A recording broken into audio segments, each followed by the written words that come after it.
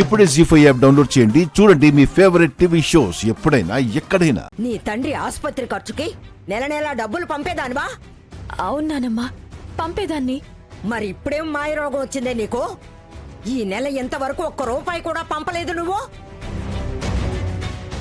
గరుడమ్మ గారు, ప్రతి నెల పంపిస్తున్నట్టుగానే ఈ నెల కూడా డాక్టర్ గారికి ఆన్లైన్ చేశాను.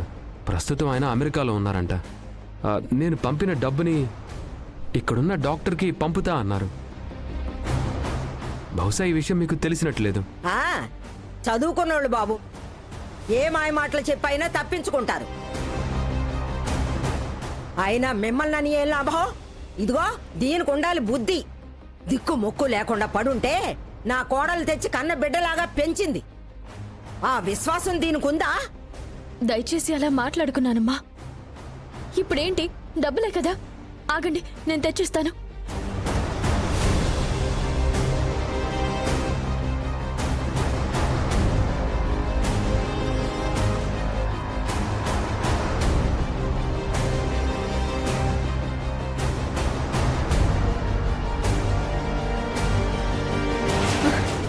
చూసారా, అందుకే చెప్పాను ఈ గూడెం దాంతో సంబంధాలు వద్దు అని. విన్నారా? ఇప్పుడు చూడండి, ఆ గూడెం దాంతో పాటు ఈ గూడె ముసలిది కూడా తయారైంది.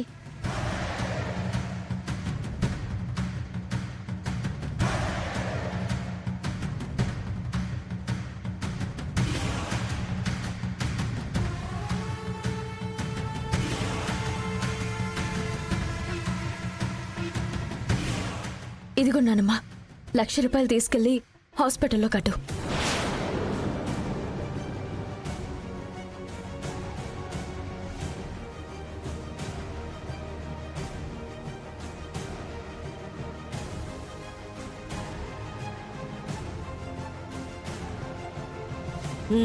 ఈ బుద్ధి ముందేమైందే నీకు? నిన్ను పెంచిన తండ్రిని కాపాడుకోవడం నీ బాధ్యత. ఇది మర్చిపోకు.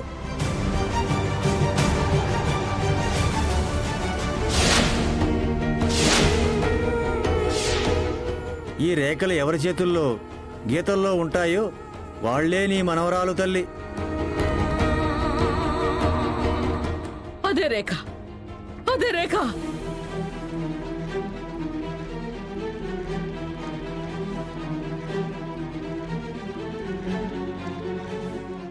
ఏం రేఖ అమ్మమ్మగారు? ఏది చూడండి. పున్నమి, నీ అరచేతిలో ఉన్న రేఖ ఎలా వచ్చిందమ్మా? నాకు తెలియదమ్మమ్మగారు. నాకు తెలుసు. నువ్వు ఎవరి బిడ్డవో, ఏ ఇంటి వారసురాలివో నాకు తెలుసమ్మా.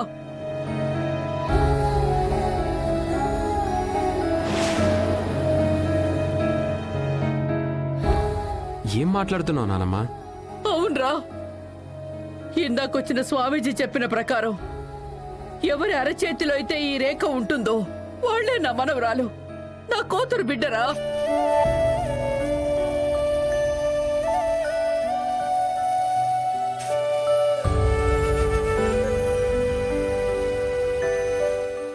మీరు ఏం మాట్లాడుతున్నారో నాకు అర్థం కావట్లేదు అమ్మమ్మగారు. అవునే, నేనేమి అమ్మమ్మని, నీ కన్న తల్లిని కన్న తల్లినమ్మా.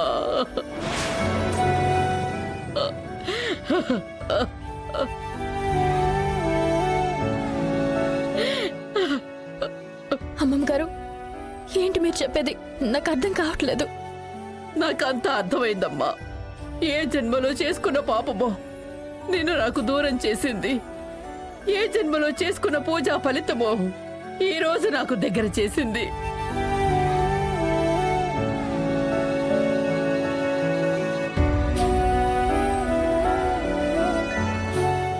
ఒరే జనార్దన, నీ చెల్లెలి కూతురు ఎవరో కాదురా, మన పున్నమేరా, నా బంగారు తల్లి.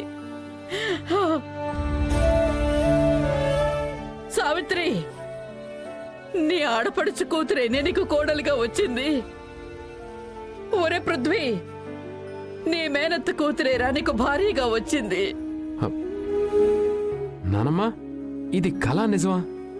నువ్వు చెప్తుంది నిజమే కదా? ఆ దైవ సాక్షిగా చెప్తున్నాన్రా. ఇందాక వచ్చిన స్వామీజీ చెప్పారు, ఎవరి అరచేతిలో అయితే ఇలాంటి రేఖ ఉంటుందో అదే నా మనవరాలు అని.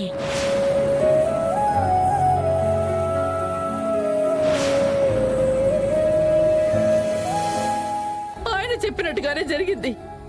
ఇప్పుడు చెప్పండి, పున్నమి నా మనవరాలా కాదా? పున్నమి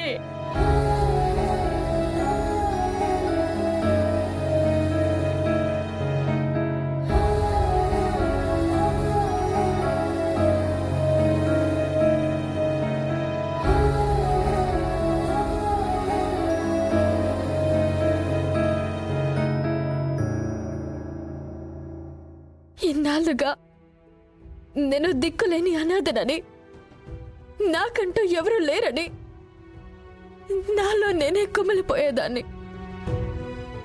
కానీ ఇన్నాళ్ళకి నాకు ఒక కుటుంబం ఉందని, ఆ కుటుంబానికి నేను చేరానని, నా వాళ్లతోనే కలిసి బతుకుతున్నానని తెలిసాక నా నోటి మాట రావట్లేదు.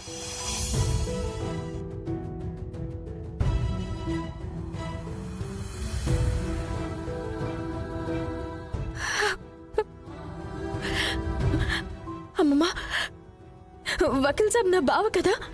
అవునే, పృథ్వీ నీ బావ.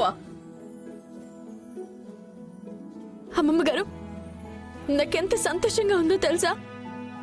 ఎంత ఆనందంగా ఉందో తట్టుకోలేకపోతున్నాను. ఇన్నాళ్ళ నా నిరీక్షణ ఫలించింది. నువ్వు నాకు దక్కావు, నా బంగారు తల్లి.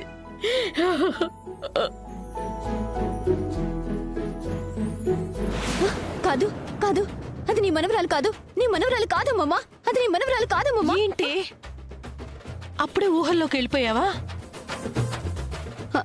ఏంటి ఇదంతా నా ఊహ? అవును. మాట్లాడు ఏమిటి పున్నమి? నీ అరచేతిలోకి ఈ రేఖ ఎలా వచ్చింది? ఈ రేఖ గురించి ఇవిడికి ఎలా తెలుసు? ఎవరు చెప్పుంటారు? నాకు తెలియదు అమ్మమ్మ గారు. తెలియకుండా ఈ రేఖ నీ చేతిలోకి ఎలా వస్తుందమ్మా? అమ్మా, ఆ రేఖ గురించి మీరెందుకు అడుగుతున్నారు? ఆ రేఖ గురించి నీకు తెలుసా? తెలుసండి. తెలుసా? మా ఊరికి ఒక స్వామీజీ వచ్చి, ఇట్లాంటి రేఖ అరచేతిలో ఉంటే ఎట్లాంటి గండాలు ఉండవు, నిండు నూరేళ్లు ఆరోగ్యంగా బతుకుతారు అని చెప్తే మా ఊళ్ళో ఉన్న పిల్లలందరికీ ఇట్లాంటి రేఖలే వేయించామండి.